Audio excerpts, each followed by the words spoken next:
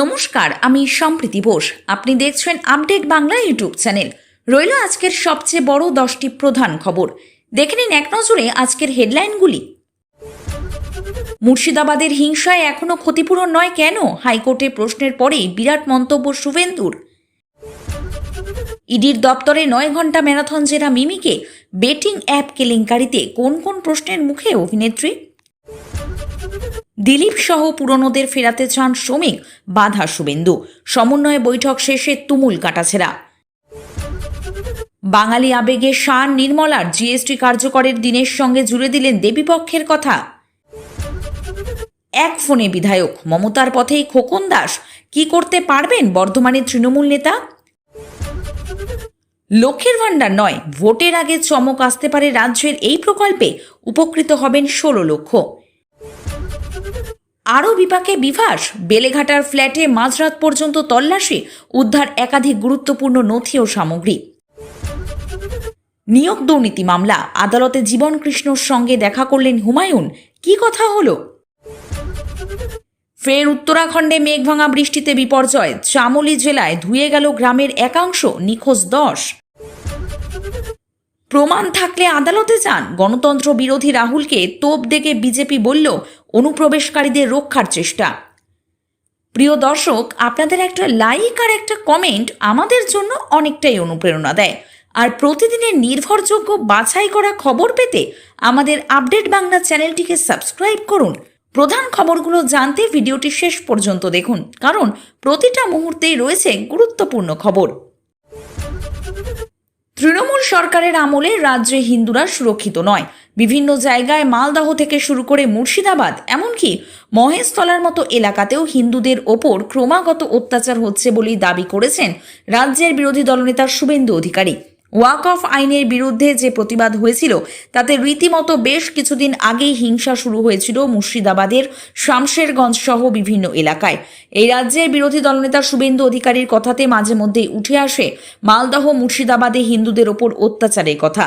যখনই তিনি হিন্দুদের জন্য কোনো আন্দোলনে নামেন, কোনো প্রতিবাদ কর্মসূচি সংগঠিত করেন, তখনই যে সমস্ত কথা তিনি বলেন তার মধ্যে অবশ্যই থাকে মুর্শিদাবাদে ওয়াক অফ আইনের বিরুদ্ধে যে হিংসা হয়েছিল সেই হিংসার উল্লেখ, যেখানে হিন্দুদের উপর ব্যাপক অত্যাচার করা হয়েছিল বলেই অভিযোগ উঠেছিল। তবে আদালতের পক্ষ থেকে ক্ষতিগ্রস্তদের ক্ষতিপূরণ দেওয়ার নির্দেশের পরেও কেন রাজ্য সরকার তা পূরণ করেনি, আজ তা নিয়ে আদালতে প্রশ্ন ওঠে। আর সেই বিষয় নিয়ে পাঁশকুড়ার শুভেন্দু অধিকারী যে কর্মসূচিতে ছিলেন সেখানে তাকে প্রশ্ন করেন সাংবাদিকরা, আর তার উত্তর দিতে গিয়ে আরও বড় মন্তব্য করে বসলেন রাজ্যের বিরোধী দলনেতা। এদিন পাঁশকুড়ার সরকারি হাসপাতালে স্বাস্থ্যকর্মীকে নির্যাতনের বিরুদ্ধে পথে নামে বিজেপি। যে কর্মসূচিতে উপস্থিত ছিলেন রাজ্যের বিরোধী দলনেতা শুভেন্দু অধিকারীও। আর সেখানে সাংবাদিকরা কলকাতা হাইকোর্টের আজকের যে পর্যবেক্ষণ, মুর্শিদাবাদের হিংসায় যারা ক্ষতিগ্রস্ত হয়েছে তাদের এখনো পর্যন্ত রাজ্য যে ক্ষতিপূরণ দেয়নি তা নিয়ে বিরোধী দলনেতাকে প্রশ্ন করা হয়। আর সেই প্রশ্নের উত্তরে তিনি বলেন, ওদের তো পুনর্বাসন দেবে না, কারণ ওরা তো হিন্দু। এখানে তো মুসলিম লীগ 2 এর সরকার চলছে। অর্থাৎ এই রাজ্যের বিরোধী দলনেতা এই বক্তব্যের মধ্য দিয়ে বুঝিয়ে দিতে চাইলেন যে আদালতের নির্দেশ হয়তো রয়েছে, কিন্তু এখনো পর্যন্ত রাজ্য ক্ষতিগ্রস্তদের ক্ষতিপূরণ দিচ্ছে না। তার একটাই কারণ যাদের ক্ষতিপূরণ দিতে হবে তারা হিন্দু। আর এই রাজ্যের সরকার একটি নির্দিষ্ট সম্প্রদায়কে তোষণ করতে গিয়ে রাজ্যের হিন্দুদের সর্বনাশ করছে। শুভেন্দু অধিকারীর বক্তব্যের পর তেমনটাই বলছেন রাজনৈতিক সমালোচকরা। বেটিং অ্যাপ কেলেঙ্কারির তদন্তে সোমবার দিল্লির এনফোর্সমেন্ট ডিরেক্টরের সদর দপ্তরে হাজিরা দিলেন অভিনেত্রী মিমি চক্রবর্তী। এদিন যাদবপুর লোকসভা কেন্দ্রে প্রাক্তন তৃণমূল কংগ্রেস সাংসদকে দীর্ঘ 9 ঘন্টা জিজ্ঞাসাবাদ করেন ইডির আধিকারিকরা। ইডির জিজ্ঞাসাবাদে অংশ নিতে রবিবার গভীর রাতে দিল্লি পৌঁছেছিলেন মিমি। এদিন সকাল 11টায় তাকে প্রবর্তন ভবনে সশরীরে হাজিরা দিতে বলা হয়েছিল। সেই মতো এদিন সকাল 10:40 নাগাদ আইনজীবী ও এক পরিচিতের সঙ্গে ডক্টর এপিজে আব্দুল কালাম রোডের দপ্তরে পৌঁছান অভিনেত্রী। ঘড়ির কাঁটায় ঠিক 11টা বাজতেই তাকে জিজ্ঞাসাবাদ শুরু করেন আধিকারিকরা। এমনটাই জানা গিয়েছে ইডি সূত্রে। 9 ঘন্টার ম্যারাথন জেরা শেষে রাত 8টায় বেরিয়ে আসেন মিমি। সংবাদকর্মীদের সকালে বলেছিলেন জিজ্ঞাসাবাদ শেষে নিজের বক্তব্য জানাবেন। যদিও রাতে ইডির দপ্তর থেকে বার হওয়ার সময় গাড়ির কাঁচ নামাতে চাননি তিনি। গাড়িতে ওঠার সময় হাত নেড়ে শুধু ইশারায় বলেন তার কিছুই বলার নেই। সূত্রে খবর, সংশ্লিষ্ট বেটিং অ্যাপ সংস্থার সঙ্গে কি কি শর্তে, কত টাকার বিনিময়ে মিমির কত বছরের চুক্তি হয়েছিল, জিজ্ঞাসাবাদে এই ধরনের নানান তথ্য জানতে চান কেন্দ্রীয় গোয়েন্দারা। বেটিং অ্যাপ সংস্থার থেকে কবে কত টাকা পেয়েছেন এই তথ্য সহ তার ব্যাংকের বিস্তর খতিয়ান তিনি জমা দেন ইডি আধিকারিকের কাছে। জানা গিয়েছে, এক সময় দুই পক্ষের মধ্যে চুক্তির নথি দেখতে চান ইডি আধিকারিকরা। তাড়াহুড়োয় অভিনেত্রী সেটা নিয়ে যেতে ভুলে গিয়েছিলেন বলেই জানা যায় ইডি সূত্রে। এরপর রিসেপশনে অপেক্ষা করা পরিচিতের কাছে থাকা নথি নিয়ে ফের জমা দেন গোয়েন্দাদের হাতে। শোনা যাচ্ছে, মিমির বয়ানে আপাতত সন্তুষ্ট ইডি, এখনই তাকে আর ডাকা হয়নি। উল্লেখ্য, শুধু মিমিতেই অবশ্য থেমে থাকছে না এই বেটিং অ্যাপ তদন্ত। মঙ্গলবার আরেক টলিউড অভিনেতা অঙ্কুশ হাজরা ও বলিউড তারকা উর্বশী রাউতেলাকে সমন পাঠানো হয়েছে এনফোর্সমেন্ট ডিরেক্টরের তরফে। এর আগে ইডি তদন্তে নিজের বক্তব্য জানিয়েছেন জাতীয় দলের প্রাক্তন ক্রিকেটার সুরেশ রায়না এবং শিখর ধাওয়ান। একইভাবে হাজরা দিয়ে গিয়েছেন দক্ষিণী অভিনেতা প্রকাশ রাজ, রানা ডগ্গুবতী, বিজয় দেবরাকোন্ডা এবং মাঞ্চু লক্ষ্মীরা। ২৬ বিধানসভা ভোটে নিজেদের শক্তি প্রদর্শনে মরিয়া বঙ্গের গেরুয়া ব্রিগেড। সেই লক্ষ্যে এবার আরএসএস এর সঙ্গে সমন্বয় বৈঠক করছে বঙ্গ বিজেপি। বৃহস্পতিবার সেই বৈঠক শেষ হলেও অবশ্য নতুন রাজ্য কমিটি গঠন নিয়ে চূড়ান্ত সিদ্ধান্ত হয়নি। বিজেপি রাজ্য সভাপতি শ্রমিক ভট্টাচার্যের টিমে কারা ঠাঁই পাবেন, দায়িত্ব দেওয়া হবে কাদের উপর, তা নিয়ে এখন বঙ্গ বিজেপির অন্দরে তুমুল কাঁটাছেঁড়া চলছে বলে সূত্রের খবর। বহু নাম নিয়ে আলোচনা হচ্ছে। পুরনোদের ফের সক্রিয় করতে চাইছেন বর্তমান সভাপতি শ্রমিক ভট্টাচার্য, কিন্তু সহজে তা হওয়ার মতো নয় বলেই ওয়াকিবহাল মহলের মত। সূত্রের আরও খবর, বৈঠকে লড়াই চলে মূলত শ্রমিক ভট্টাচার্য, বিরোধী দলনেতা শুভেন্দু অধিকারী ও সাধারণ সম্পাদক অমিতাভ চক্রবর্তীর মধ্যে। বৃহস্পতিবার দীর্ঘ সময়ের বৈঠকে সংগঠনের সমস্ত স্তরে একাধিক নাম আলোচনায়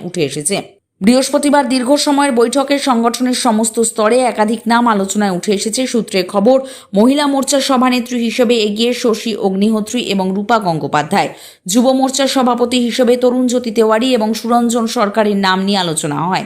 রাজ্য সভাপতির পর দলের গুরুত্বপূর্ণ পদ হল সাধারণ সম্পাদক। এই পদে পরিবর্তন হবে কিনা তা ঠিক করবে আরএসএস। যদিও একটি সূত্রে খবর, বর্তমানে এই পদে থাকা অমিতাভ চক্রবর্তী এবার বিধানসভা নির্বাচনে দাঁড়াতে চান। তা যদি হয় তবে তাকে এখানকার পদটি ছাড়তেই হবে, আনা হবে নতুন মুখ। এছাড়া জানা যাচ্ছে, সাধারণ সম্পাদক হিসেবে নাম উঠে এসেছে রিতেশ তেওয়ারি, রাজু বন্দ্যোপাধ্যায়, সঞ্জয় সিং, জগন্নাথ চট্টোপাধ্যায়, প্রবাল রাহার, লকেট চট্টোপাধ্যায়, জ্যোতির্ময় সিং মাহাতোদের। এদের মধ্যে থেকে 4 জন সাধারণ সম্পাদক হতে পারেন। কারা তারা, তা নিয়ে তুঙ্গে চর্চা। বিজেপি সূত্রে খবর, ২৬ বিধানসভা ভোটে লড়াইয়ের জন্য টিম বদল করতে হিমশিম খাচ্ছেন নতুন রাজ্য সভাপতি শ্রমিক ভট্টাচার্য। তিনি চান দিলীপ ঘোষের মতো সক্রিয় নেতাকে আবার কোর কমিটিতে ফিরিয়ে আনতে, সেই সঙ্গে পুরনোদের দায়িত্ব বাড়াতে। কিন্তু শুভেন্দু অমিতাভরা চান নিজেদের লবির সদস্যরাই থাকুক রাজ্য কমিটিতে। ফলে এই মুহূর্তে বঙ্গ বিজেপি নয়া কমিটি গঠন নিয়ে অনিশ্চয়তা তুঙ্গে। বাংলা দেবীপক্ষের কথা মাথায় রেখেই নয়া জিএসটি কাঠামো কার্যকরের দিনক্ষণ ঠিক করেছে মোদী সরকার। কলকাতায় জাতীয় গ্রন্থাগারের শ্যামাপ্রসাদ মুখোপাধ্যায় ভাষা ভবনে আয়োজিত একটি সম্মেলনে যোগ দিয়ে এমনটাই বললেন কেন্দ্রীয় অর্থমন্ত্রী নির্মলা সীতারামন।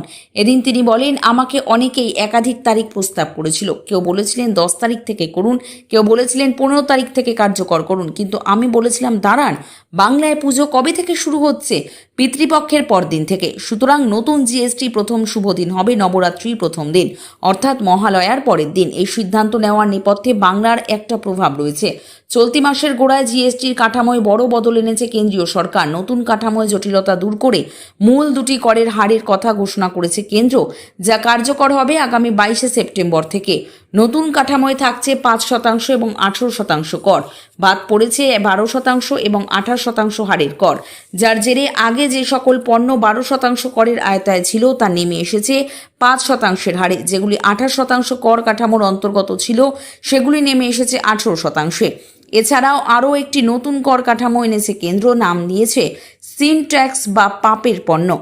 বিভিন্ন বিলাসবহুল সামগ্রী এবং কিছু ক্ষেত্রে তামাকজাত দ্রব্যকে এই কাঠামোর অন্তর্গত করেছে কেন্দ্রীয় সরকার। তবে কেন্দ্রীয় অর্থমন্ত্রীর মুখে এই বাংলা বাঙালি প্রসঙ্গকে ভোটের বাজার গরম করার সঙ্গে তুলনা করেছেন একাংশ।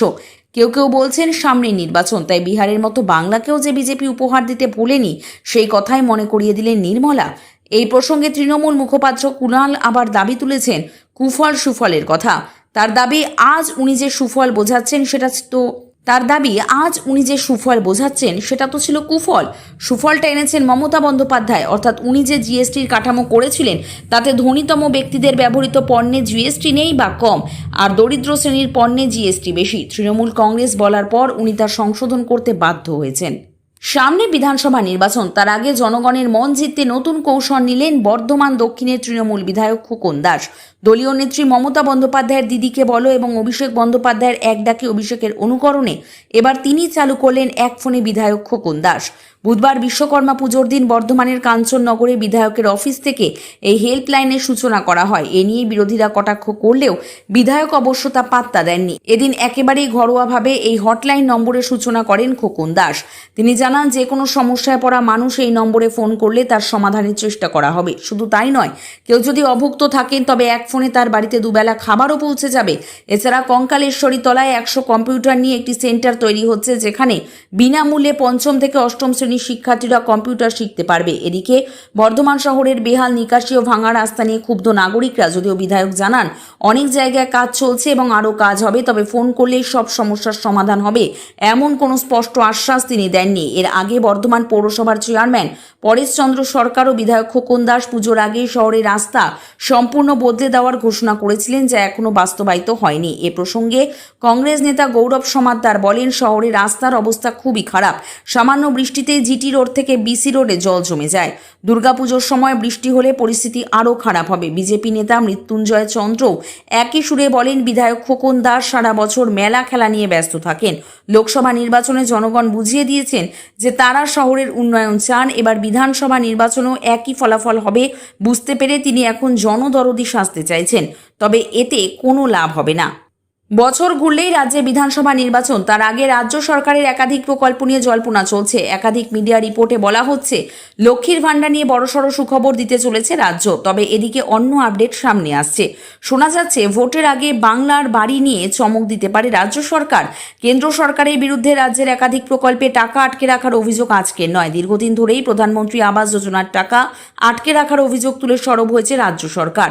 বহু আর্জি, চিঠি, হুঁশিয়ারি দেওয়ার পরেও কেন্দ্র টাকা না দেওয়ায় নিজের কোষাগার থেকেই বাংলার বাড়ি প্রকল্পের মাধ্যমে দরিদ্র মানুষকে বাড়ি বানিয়ে দেওয়ার সিদ্ধান্ত নেন মুখ্যমন্ত্রী মমতা বন্দ্যোপাধ্যায়। লোকসভা ভোটের আগেই প্রতিশ্রুতি ছিল যে 2024 সালের ডিসেম্বর মাস থেকে বাংলার 12 লক্ষ উপভোক্তাকে বাড়ি বানানোর জন্য টাকা দেওয়া শুরু করে মমতা বন্দ্যোপাধ্যায়ের সরকার। এই প্রকল্পের আওতায় উপভোক্তাদের মোট 1,20,000 টাকা দেওয়া হয়। 2 কিস্তিতে উপভোক্তারা টাকা পান।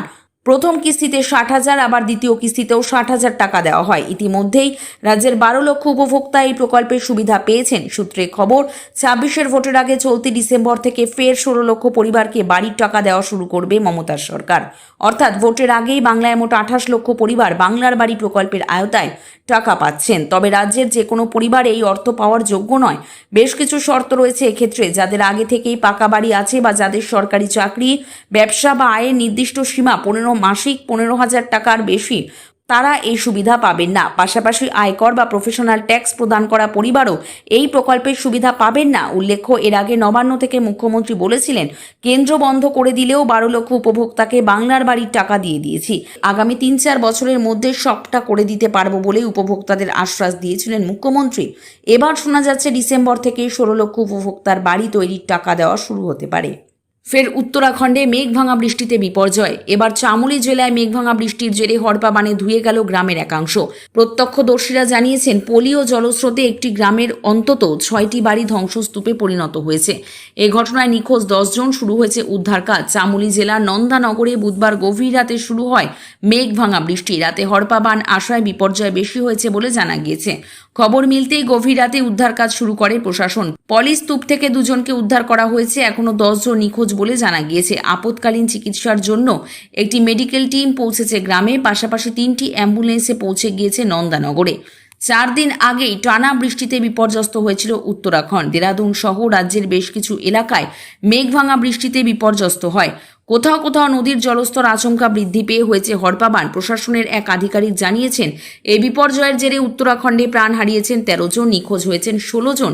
দেরাদুনে নদীর স্রোতে ভেসে যায় একটি ট্রাক্টর, তাতে সওয়ার 10 জনেরই মৃত্যু হয়েছে বলে মনে করা হচ্ছে। ভোটার তালিকা থেকে কংগ্রেসি ভোটারদের নাম ডিলিট করে দেওয়া হচ্ছে। বিরোধী দলনেতা রাহুল গান্ধী এই অভিযোগ করার কয়েক ঘন্টার মধ্যে পাল্টা এলো বিজেপির তরফে। নির্বাচন কমিশন আগেই ওই অভিযোগ খারিজ করে দিয়েছে। সেই একই সুরে এবার বিজেপিও বিঁধল বিরোধী দলনেতাকে। বিজেপি সাংসদ অনুরাগ ঠাকুর দাবি করলেন, রাহুল যেসব দাবি করলেন সবটাই ভিত্তিহীন। লোকসভার বিরোধী দলনেতার দাবি শুধু ভোটার তালিকায় গোলমাল নয়, এবার বেছে বেছে কংগ্রেস সমর্থক দলিত ও আদিবাসী ভোটারদের ভোট মুছে দেওয়ার চেষ্টা হচ্ছে ভোটার তালিকা থেকে। আর সেই কাজটা করা হচ্ছে সংগঠিতভাবে নির্দিষ্ট কিছু সংস্থা এবং কল সেন্টারের মাধ্যমে। অথচ নির্বাচন কমিশন চুপ। উদাহরণ হিসেবে রাহুল কর্ণাটকের আলন্দ বিধানসভা কেন্দ্রের কথা বলছেন। ওই কেন্দ্রে 6,018 জন ভোটারের নাম বাদ দেওয়ার চেষ্টা হয়েছে বলেই দাবি করেন রাহুল। নির্বাচন কমিশন বলছে ওই অভিযোগ পুরোপুরি ভ্রান্ত, এভাবে ভোট ডিলিট করা সম্ভবই নয়। এ নিয়ে এবার রাহুলকে পাল্টা একাধিক প্রশ্নে বিঁধলেন বিজেপি সাংসদ অনুরাগ ঠাকুর। তার প্রশ্ন, 6,000-এর বেশি ভোট মুছে দেওয়ার যে অভিযোগ রাহুল করছেন সেগুলি ডিলিট হয়েছে কি? হলে সেটার প্রমাণ কই? রাহুল বারবার শুধু অভিযোগ করছেন, কোনো প্রমাণ দিচ্ছেন না। নিজের অভিযোগ কমিশনে হলফনামা আকারেও দিচ্ছেন না। প্রমাণ যদি থেকে থাকে তাহলে আদালতেই বা যাচ্ছেন না কেন? মজার কথা হলো যে কেন্দ্রে ভোট চুরির কথা কংগ্রেস নেতা বলছেন, সেই অলন্দ কেন্দ্র বিধায়ক নির্বাচনে জিতেছে কংগ্রেসই। অনুরাগের প্রশ্ন, তাহলে কি কংগ্রেসই চুরির ভোটে জিতল? বিজেপি সাংসদ বলছেন ওই ভোট চুরির অভিযোগ আসলে দেশের সাংবিধানিক সংস্থাগুলিকে খাটো করে দেখানোর চেষ্টা, অনুপ্রবেশকারীদের রক্ষা করার জন্য এবং ভোটার তালিকার সংশোধন রুখে দেওয়া। অনুরাগের প্রশ্ন, অনুপ্রবেশকারীদের রক্ষা করা আর তোষণ ছাড়া আর কোনো রাজনীতি কি করতে পারে না কংগ্রেস? লাগাতার কমিশনকে এই আক্রমণের নেপথ্যে গভীর কোনো ষড়যন্ত্র থাকতে পারে। তার অভিযোগ, ভারতীয় গণতন্ত্রকে দুর্বল করার চেষ্টা হচ্ছে। সংবিধান এবং গণতন্ত্র বিরোধী রাহুল দেশে অরাজকতা তৈরির চেষ্টা করছেন। প্রিয় দর্শক, নিয়মিত সঠিক খবরগুলি সঠিক টাইমে পেতে সাবস্ক্রাইব করুন আপডেট বাংলা চ্যানেলটিকে। ধন্যবাদ।